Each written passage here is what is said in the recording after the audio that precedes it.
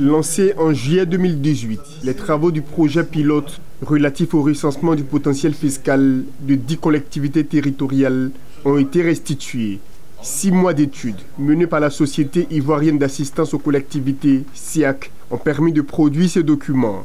Ce manuel contient tous les contribuables recensés dans les 10 localités, la nature et le type de la taxe, les redevances et autres prestations. Pour ce projet pilote, pêle-mêle comme ça, je les citerai à Bengoro, Bongouano, Azopé, du côté de l'est de la Côte d'Ivoire, Bondoukou aussi.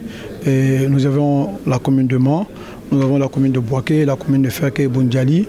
Et je pense bien Gagnoua, ce sont ces communes qui constituent les 10 communes pilotes pour cette étude-là. L'objectif à terme, c'est de passer à la dématérialisation du recouvrement, parce que nous voyons qu'il y a beaucoup de déperditions au niveau du recouvrement.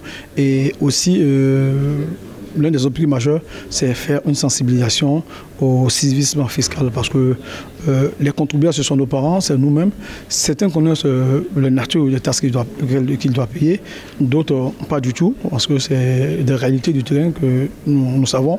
Donc nous envoyons toutes ces informations-là pour voir comment est-ce que nous pouvons mettre des systèmes de communication, de sensibilisation, afin qu'on puisse mobiliser beaucoup de ressources pour nos collectivités territoriales.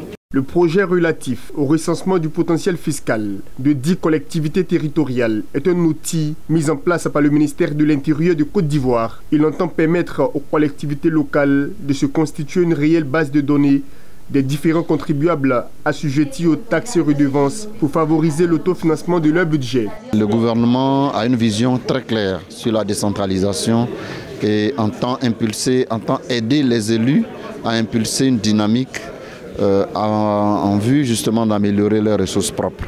Il s'agit justement que les maires eux-mêmes s'intéressent au processus, s'intéressent à ce programme et fassent en sorte que leurs ressources propres soient accrues à travers l'insertion de la machine, on va dire, l'insertion de NTIC dans la collecte de leurs ressources.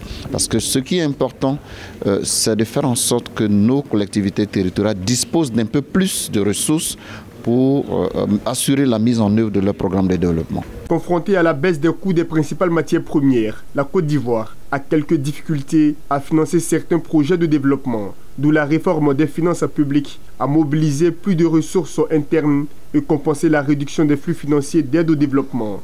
Au nombre de ces réformes se trouve l'autonomisation des collectivités territoriales qui dépendent toujours de l'État pour le financement de leur budget.